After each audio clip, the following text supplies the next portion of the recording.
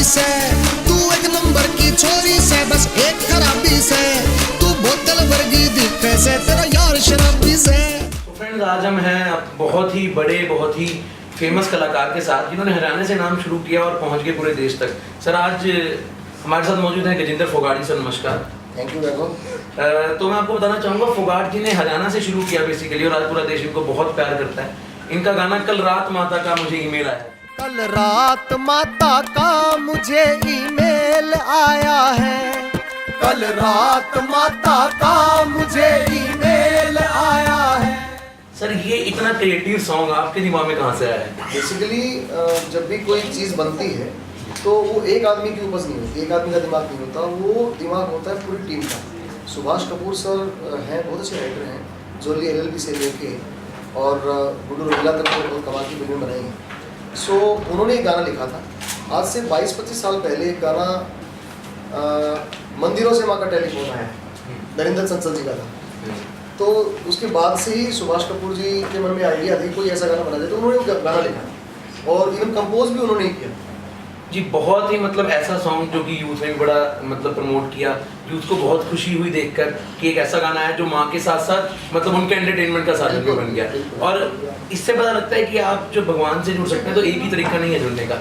एक ये तरीका भी है कि आप भगवान से थोड़े अच्छे तरीके से मिलें, जो अपने स्टाइल से। सही सर, और आप चंडीगढ़ विश्वविद्यालय में पहले भी बहुत बार आ चुके हैं, और आपको क्राउड कैसा लगता है यहाँ का? मतलब बेसिक सवाल मैं इसी से शुरुआत करूँगा। मैं तो पहले भी कह चुका हूँ कि मैं इसे चंडीगढ़ यूनिवर्सिटी कल्चरल यूनिवर्सिटी मानता हूँ।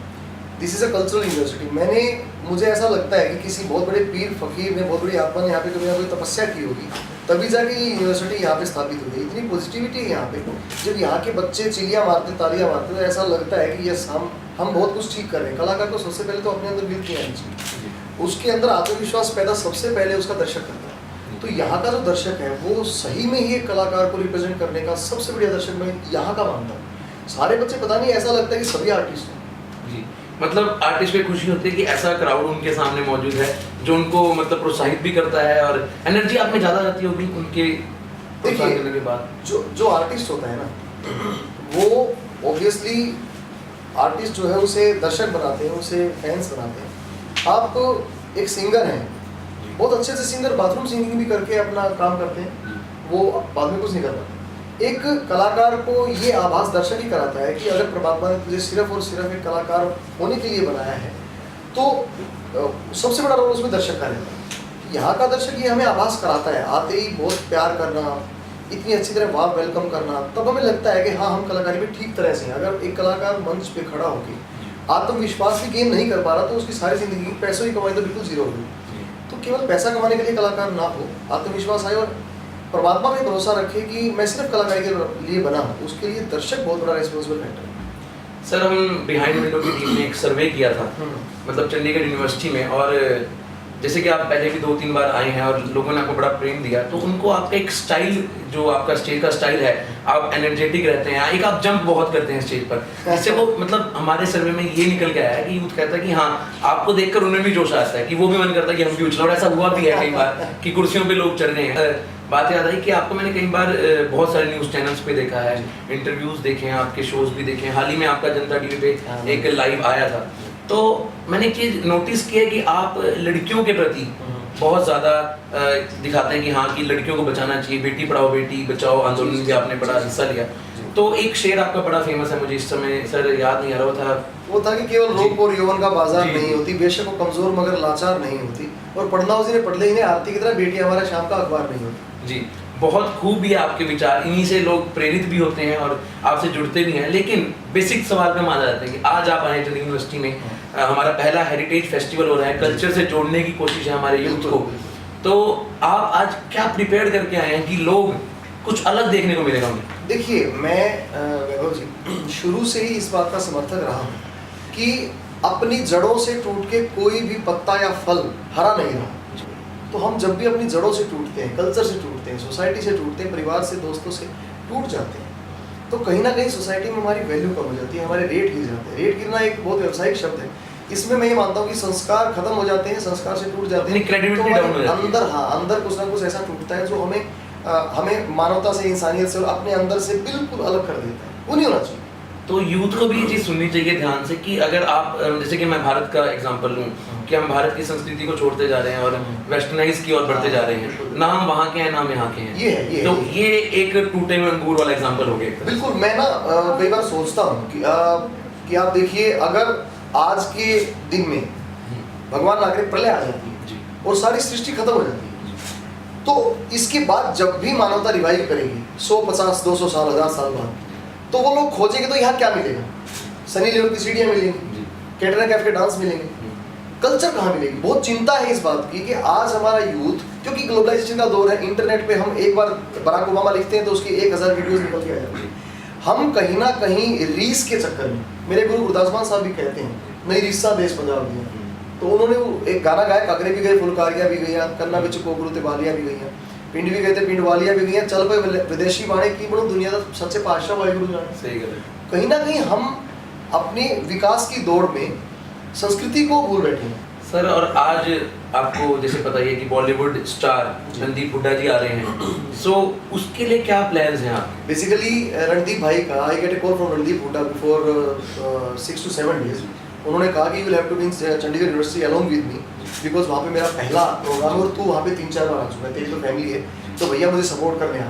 रणदीप इज़ माई ब्रदर, वो मेरे शहर से है, मेरा पड़ोसी है, और उनकी जो मम्मी है वो भी मेरी माँ की तरह ही है। तो उन्होंने भी मेरे को फ़ोन करके, अभी भी बल्कि मेरे पास फ़ोन आया था कि बेटा रणदीप पहुँच गया। मैंने कहा आंटी अभी पहुँच चुका है, तो आप टेंशन ना लो, हम संभालेंगे। तो एक जुड़ाव है हमारा काफ़ी साल से। तो रणदीप ने भी मुझे कहा था कि भैया चंडीगढ़ यूनिवर्सिटी टाइम से पहुँचियो और संभाल लियो, मैं घबरा रहा हूँ। वाह सर, और कोई मैसेज हमारे यूथ के लिए जिससे हम एंड करें इसके आज के कार्यक्रम का? देखिए, मैं अभी जो यूथ को देख रहा हूँ, थोड़ा सा मैं चिंतित भी हूँ। यूथ ने स्पोर्ट्स में पार्टिसिपेट करना कम कर दिया है। एक समय था जब पूरे हर गांव में, हर शहर में शाम 4 बजे से लेके 8 बजे तक वो समय ग्राउंड के नाम का होता था, सारा यूथ भरा पड़ा होता था। मैं खुद भी जब यंग एज में रहा कॉलेज स्कूल्स में, तो मैं भी शाम को 4 बजने के बाद ग्राउंड पे ही होता था। अगर किसी को मुझे ढूंढना होता तो ग्राउंड पे ढूंढे। दिक्कत वही है सर, आज भी यूथ ग्राउंड पर ही है, पर भागने के लिए नहीं, घूमने के लिए अपनी सहेलियों के साथ। वही मैं कह रहा हूँ कि यूथ की जो एनर्जी है वो कहीं ना कहीं डिस्ट्रक्शन में जा रही, कंस्ट्रक्शन में कम जा रही है। जी सर, और जो हमारे बिहाइंड विंडो के दर्शक हैं उनके लिए कुछ एक ऐसी बात जानना चाहेंगे, वो कि आपकी लाइफ की सबसे मज़ेदार, कहते हैं ना हंसने वाली, जो आज भी आप आंखें बंद करो तो आपको याद आती है कि हाँ यार ये किस्सा हुआ था, और मतलब अंदर ही अंदर हंसते हो। चाहे साथ में कोई भी आपकी फैमिली मेम्बर्स हैं, जैसे कि आपका बेटा है, बड़ा प्यारा सा लड़का है आपका, वो भी हंसता होगा कि पापा क्यों हंस रहे हैं, कभी ऐसा कोई किस्सा हुआ हो? एक्चुअली कलाकार तो होता ही हंसने के लिए, हंसाने के लिए है। हमें कितनी भी समस्या हो, हम लोगों को हंसाते हैं, इसलिए कलाकार सर्वश्रेष्ठ कृति माना गया है परमात्मा की, प्रकृति के बाद। कलाकार, मैं चार्ली चैपलिन को बहुत पसंद करता हूँ। जो आर्टिस्ट होता है वो हमेशा ये सोचता है कि तुझे कितना भी दुख हो औरों में खुशियाँ बांटें। तो मेरे साथ तो बेहद किस्से होते हैं। आज मैं चंडीगढ़ यूनिवर्सिटी में आया तो मेरे कुछ मित्रों ने कहा कि तू चंडीगढ़ यूनिवर्सिटी में बहुत ज़्यादा नहीं जाता। तो मेरे चेहरे पे एक मुस्कुराहट सी फैल गई कि आदमी यहाँ पे क्या होता है। मैं रास्ते में सुन रहा था कुमार विश्वास को, वो कह रहा था कि यहाँ पे ना रायचंद बहुत है इंडिया में।